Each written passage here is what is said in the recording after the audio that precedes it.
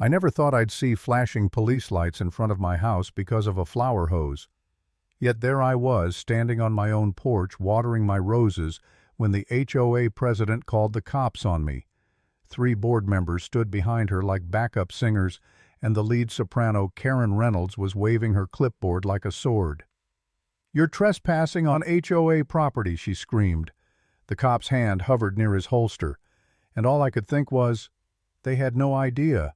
They were standing on land that belonged to me, their new landlord. 3 weeks earlier, my life had been quiet. I'd just moved back into my late grandfather's property, an old house at the edge of a suburban development. My plan was simple: fix the roof plant. Some flowers, breathe air that didn't smell like city smog. That peace lasted about a day. The next morning, as I was mowing my front lawn, a woman in pink strutted up with a clipboard. "You can't mow the community green space without board approval," she said sharply. "Community what?" I asked. "This is my yard." She frowned like I'd told her the sky was green. "All front lawns in this neighborhood are HOA managed. You'll need to attend orientation this weekend." I laughed. "Lady, I just cut grass." She didn't laugh back. From that day, the notices started flooding in. Paint color violation, unauthorized flower pots, illegal porch swing. It felt like living under dictatorship disguised as neighborhood watch. I tried to be polite, even remembered what my grandfather used to say, "Meet anger with patience." But patience ran thin when I realized these people cared more about mailbox colors than actual kindness. One morning, while fixing a section of fence out back, I noticed something strange. The boundary markers on my land didn't match the HOA map. Curiosity turned into a phone call to the county, and after a week of digging through dusty files, I found out something that changed everything. The HOA's common areas were legally part of my grandfather's estate, which meant the clubhouse, the park, even the so-called community lawn were technically mine. So when Karen marched over again demanding HOA approval for my fence, I smiled and said, "I'm not in your HOA." She froze, then laughed that brittle laugh people use when they're scared. "Oh, sweetie, everyone here is in the HOA." "Not me," I said. That's when she called the cops. The officer who showed up wasn't hostile, just tired. "Sir, she claims you're violating community rules." "Officer," I replied, "I'm not part of any community association." Karen interrupted. "He's lying. Everyone here is required to be." The officer turned to her. "Do you have legal proof?" She blinked. HOA records." "From the county?" he asked. "Well, no." Her voice trailed off. I didn't have to say a word. He glanced at me and whispered, "Keep your documents ready. These types don't quit easily." That night my phone lit up with texts from curious neighbors. Some apologized for not standing up to her sooner. I told them it was fine. Deep down I wasn't angry, I was determined.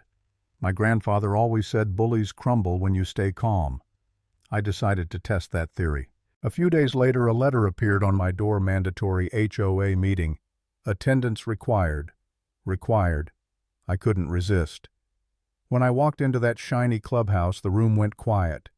Karen sat at the head of the table, smug smile locked and loaded. "Mr. Davis," she said sweetly, "so glad you could join us. You violated several HOA rules, but we can settle this peacefully. Just pay your fines and repaint your house." I leaned back, calm as ever. "Karen, I told you I'm not in your HOA." Her smile twitched. "Everyone in this subdivision is." "Then show me proof," I said. She flipped through her clipboard, stalling. "It's filed with our legal department." "Perfect," I said, "because county records show something different." Murmurs spread through the room. Neighbors looked uneasy. "My grandfather owned this land before your HOA existed," I continued. "Your lease expired years ago and the rights reverted back to his estate, my estate." Silence. Karen's face drained of color. "You're lying," she snapped. "Maybe," I said softly. "Or maybe you never read the fine print." The next morning I got a letter from her lawyer: cease and desist. Cute. But before I could even finish reading, I noticed moving trucks outside the HOA office. Boxes, furniture files, Everything was being hauled out. Karen stormed around red-faced and shouting into her phone. I watched from my porch, coffee in hand, as she lost control piece by piece. Then came a call from the county clerk. "Mr. Davis, the woman said we reviewed your grandfather's estate. Turns out the HOA's amendment to include your property was never approved. It's invalid." My heart raced. "You're saying they've been enforcing fake rules?" "Exactly," she replied. "And there's more. Your grandfather's land trust gives you oversight of all connected parcels, including the ones the HOA claims." When I got home with the official documents, Karen was waiting across the street with 2 lawyers. "Busy day, Karen," I called. Her fake smile cracked. "We're protecting community interests," she said tightly. "Good," I replied, "because I'm protecting mine." That evening's emergency HOA meeting was packed. Karen tried to regain control, but when I presented the county deeds, her own lawyers confirmed I was right. The crowd erupted. Someone shouted, "You mean we've been paying fees for nothing?" Karen's face went pale. "This isn't over," she hissed at me. "You'll regret this." "No," I said. "You'll regret treating decent people like subjects." She stormed out, and for a moment I thought it was done. But it never is with people like her. Later that night, a black SUV parked outside my gate. It idled there for 10 minutes. When the door opened, Karen stepped out with a tall man in a dark jacket. They approached my gate, flashlights cutting through the dark. "Mr. Davis," she shouted, "we just want to talk." I flipped on my floodlights. Karen showing up after midnight with a fake security guard isn't how civilized people talk. "Leave." The man slammed the gate latch. "Open up, sir. This is an official inquiry." "No," I said flatly, raising my phone camera. "This is trespassing." "Bruno." My dog barked like thunder. They flinched. Karen's voice cracked. "You can't hide behind paperwork forever." "Good night, Karen." The next day, Officer Daniels confirmed what I suspected. The security guard she brought wasn't licensed. "That's impersonation," he said. "You could file charges." I laughed. She's doing a fine job destroying herself. By noon, the HOA issued a formal apology and announced Karen's resignation. But peace didn't last. That evening, I found a note in my mailbox. No return address, just one line. "You think you've won, but this isn't over. Some of us know what your grandfather did. K." It rattled me. My grandfather. The man who built this place with his bare hands. I couldn't ignore it. I dug through his old estate files and found a sealed envelope marked with his initials, HD. Inside was a short note. "If this land still stands, know that I did what I must to protect it. Some truths were never meant to be known." That line, "never meant to be known," stuck in my head.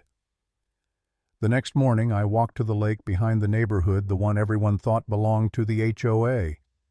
Near the dock, I spotted an old rusted sign half buried in dirt. "Davis Environmental Reserve, 1974. I crouched down, brushing away mud, when Bruno started growling. In the trees, a shadow moved. A person. Watching.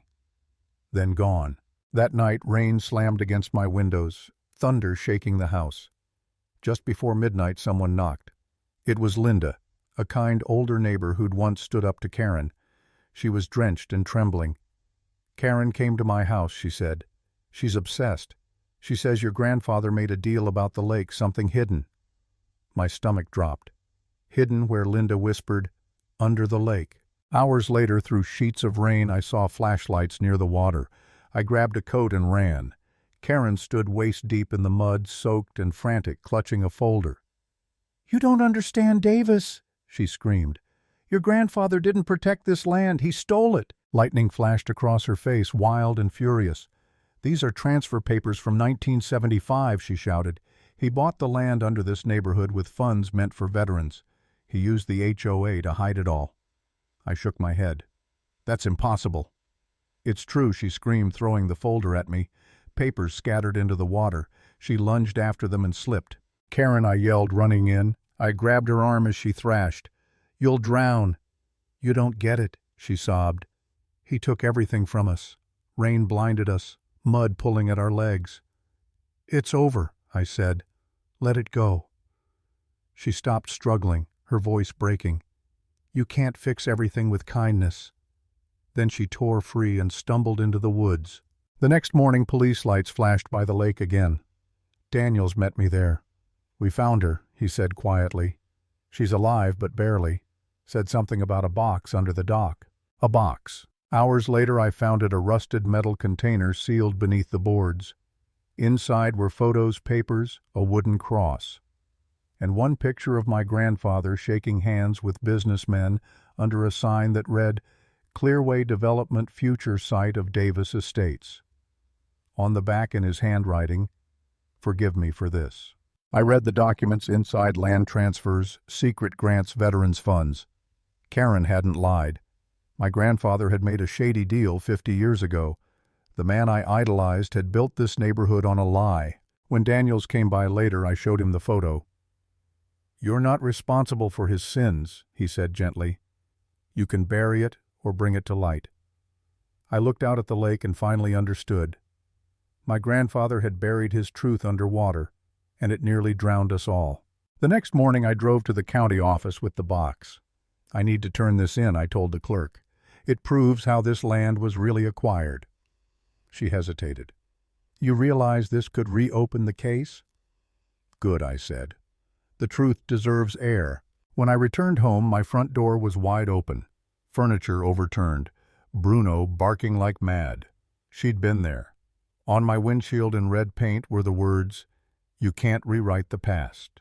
In the backyard, Karen stood trembling, soaked, holding a gas can. "Karen, stop!" I shouted. Her eyes were wild but broken. "It all started with him," she screamed. "He stole our peace." "You don't have to destroy everything to be right," I yelled. "It's over." She looked at me, tears cutting through the mud on her cheeks.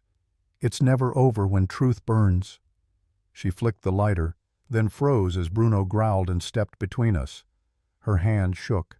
The lighter dropped into the mud. She collapsed, sobbing. By the time the police arrived, she was silent. They led her away without a word. The neighborhood stood outside, watching the woman who'd ruled them crumble like a paper crown in the rain. I stood by the lake one last time that evening, the water calm again. My reflection stared back, carrying both pride and shame. I'd exposed the truth, but it came at a cost.